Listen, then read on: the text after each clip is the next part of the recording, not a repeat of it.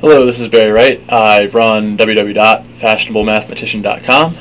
You've reached the first in a series of videos on color theory, and before we get started you can find links to my website, my blog, and the blog post which corresponds to this video all in the info box in the top right hand corner. So you might be wondering, why color theory? What's that going to do for us in achieving what we want to do with fashion?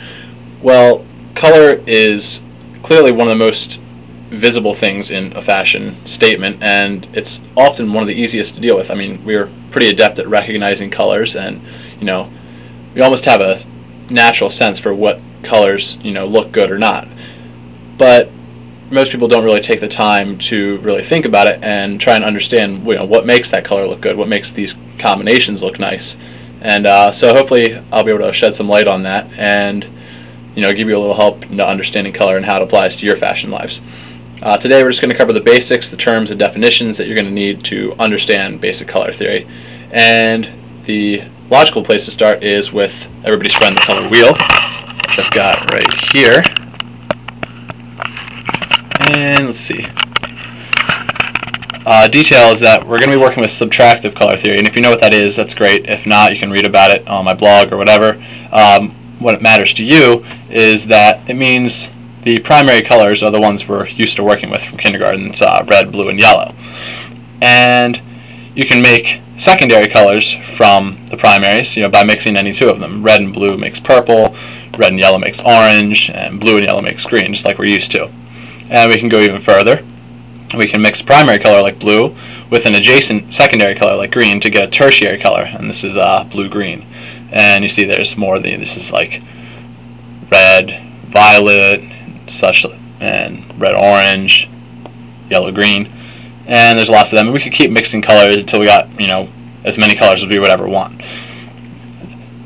And the color wheel is a nice reference tool because it gives us a lot of simple color relations just by position. If we take these two colors, example, just right here and here, these are directly opposite from each other, and that means they are called complementary colors. And when we mix complementary colors, we kind of move towards a neutral. We move towards browns and grays. But if we put complementary colors next to each other, we get a high degree of contrast. On the other hand, colors which are adjacent to each other, like yellow and yellow-green, are called analogous, and these are characterized by low contrast and often seem just to flow naturally. You would expect things like this to occur in nature. Like if you look at leaves, it flows from maybe a really light yellow-green to a darker green by the end of the leaf. Now, just as you can identify points in space with 3 coordinates, you can pretty much nail down any color using just 3 properties.